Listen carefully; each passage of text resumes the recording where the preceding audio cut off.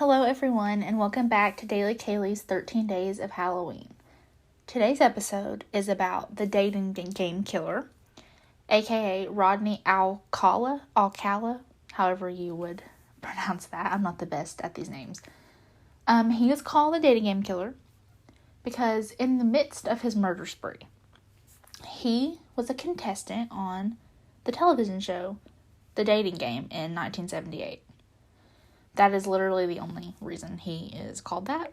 But I thought I would go ahead and clarify that at the beginning of this episode so that you're not confused the entire time. A little background on Rodney Alcala. He was born in San Antonio, Texas in 1943 to a Mexican-American couple.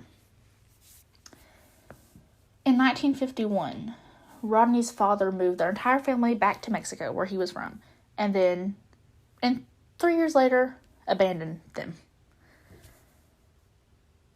In 1954, shortly after his father left, Rodney's mother moved them back to America, and Rodney, his two sisters, and his mother all moved to Los Angeles. In 1961, when Rodney was 17 years old, he joined the U.S. Army and he served as a clerk. Just 3 years later, he suffered from a nervous breakdown, and during this breakdown, he went AWOL. He left Fort Bragg in North Carolina and hitchhiked all the way back to his mother's house in Los Angeles amidst this mental breakdown that he was having while in the Army. He was diagnosed with antisocial personality disorder, and he was discharged from the military because of his mental illness, basically. After being discharged from the Army, Rodney went on to graduate from the UCLA School of Fine Arts, and then he later went on to study film at NYU. The first known crime that Rodney committed was on September 25th, 1968. And an eyewitness saw him take an 8-year-old girl into his Hollywood apartment. This 8-year-old girl was named Tali Shapiro. Or Tolly. I'll say Tolly. He called the police because he thought this is really sus. This grown man was bringing an 8-year-old girl into his apartment. The police arrived. Tolly was found alive, but she had been raped and beaten with a steel bar. When the police arrived, Rodney Alcala was nowhere to be found. He had fled the apartment. He then leaves Los Angeles to go to New York, and this is when he enrolls in NYU. He is avoiding the police, and when he enrolls at NYU, he uses a fake name, and he now goes by John Berger. In 1971, he got a counseling job at an arts camp in New Hampshire that was for children. He was still using the name John Berger, but he changed the name slightly so that it would be harder to track him. In June of this same year, when he starts at this art camp, a 23-year-old flight attendant by the name of Cordelia Michael Crilly was found raped and strangled in her Manhattan apartment. Her murder actually remained unsolved, until 2011 before it was connected to Rodney Alcala. Also, in 1971, after all these suspicious crimes had happened, the FBI added Rodney to its list of 10 most wanted fugitives. That is how serious this was already, and he had only committed one absolutely known crime. A few months after the FBI added Rodney to this list, 2 children that actually were attending this arts camp in New Hampshire saw his photo on an FBI poster at the local post office. They contacted police, and Rodney was arrested and extradited back to California. At this time, Tali Shapiro her entire family had moved to Mexico, and they would not allow her to come back to testify at his trial to talk about what happened to her because she was traumatized. She was only 8 years old, and they refused to come back for this trial.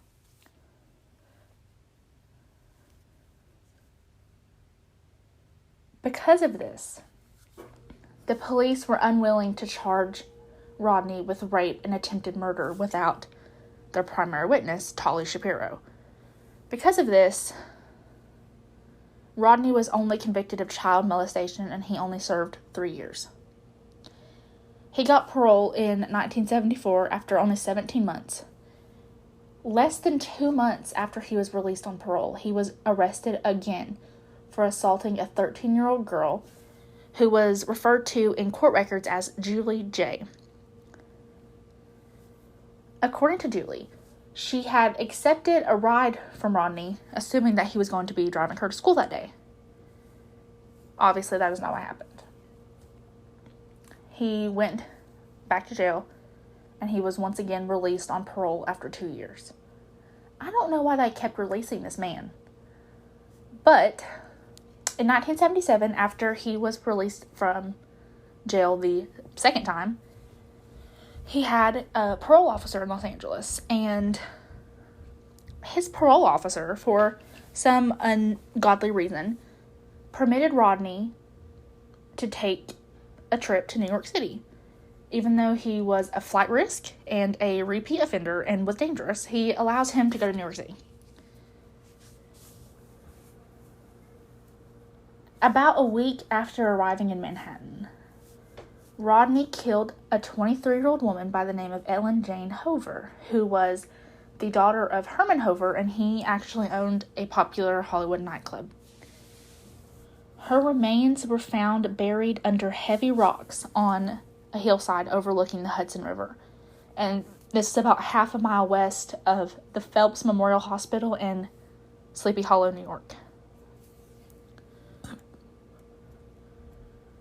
The following year, in 1978, Rodney got a job at the Los Angeles Times as a typesetter.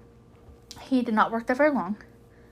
He was interviewed by members of the Hillside Strangler Task Force, which the Hillside Strangler is another serial killer that was present in Los Angeles during this time. But they interviewed him because they were investigating known sex offenders in the area to try to find this man, basically, to find the Hillside Strangler. He was ruled out as the suspect, but he was arrested and served a brief sentence again because he was in possession of marijuana when they interviewed him. He is constantly in and out of jail already. During this period,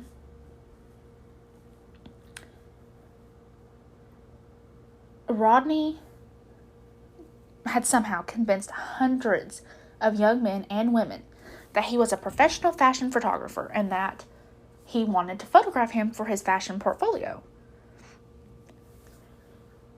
A woman that he worked with at the Los Angeles Times later told the police that Rodney would show these photos to his coworkers, and the woman said, "I thought it was weird, but I was young and I didn't know anything, so I was like, whatever."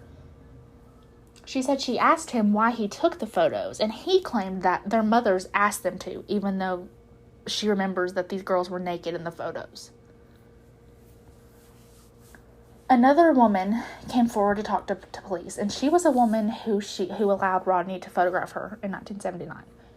And she said that he said he was a professional, like I believed him, so in her mind, she was being a model for him. She was modeling. This was a career move, basically. This was a job.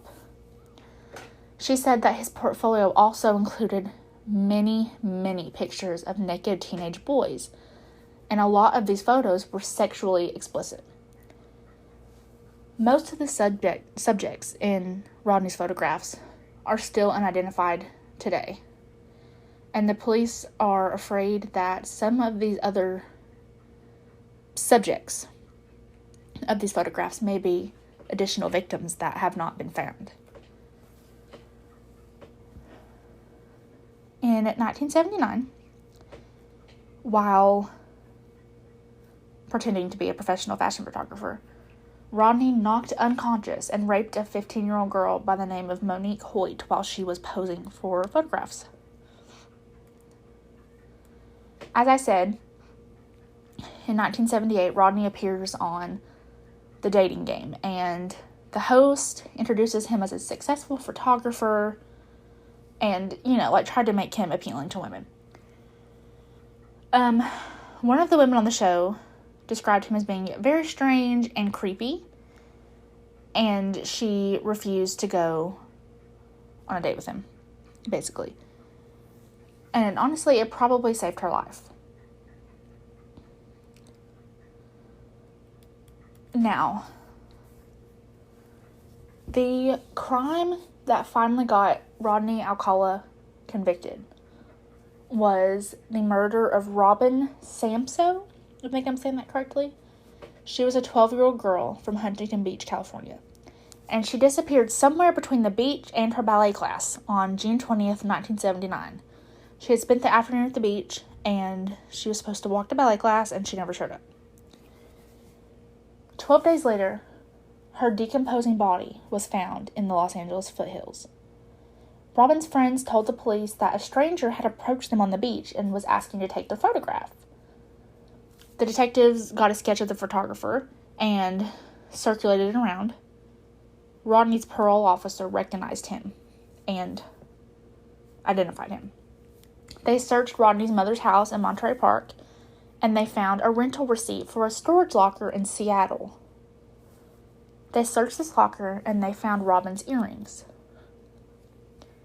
Rodney was arrested in July of 1979, and he was held without bail on a reasonable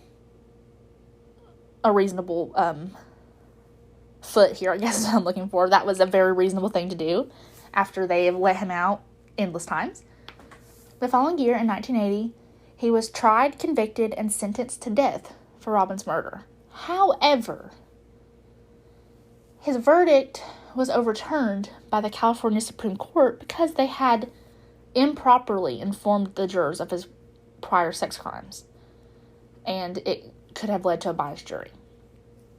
So, in 1986, 6 years later, they tried again, and it was identical. The verdict was the exact same. It was once again overturned in 2001 because it was insane. It was insane how many biases the jurors could have had from this case. Not once, but twice.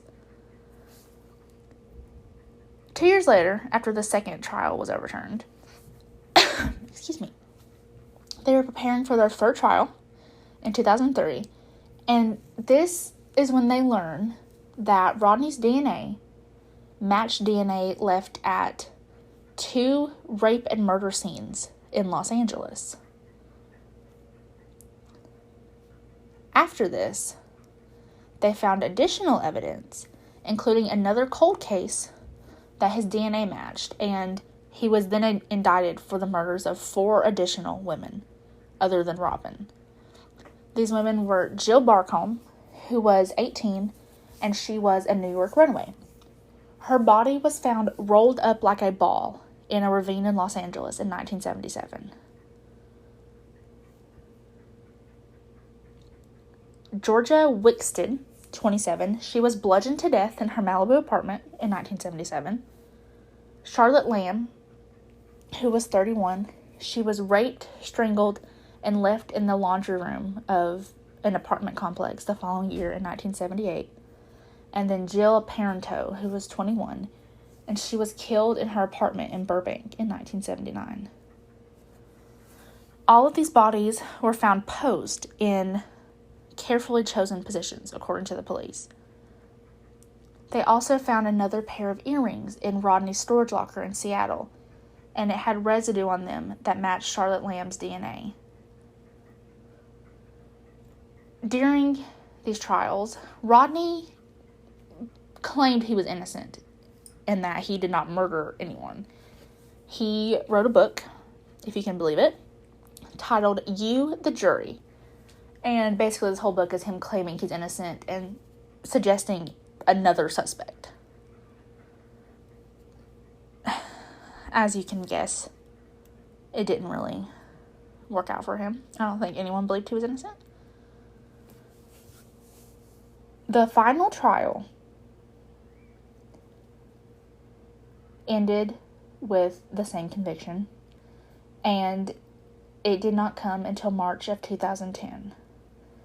He was sentenced to death for a third time. Not only for the murder of Robin Samso, but for the 4 additional murders as well.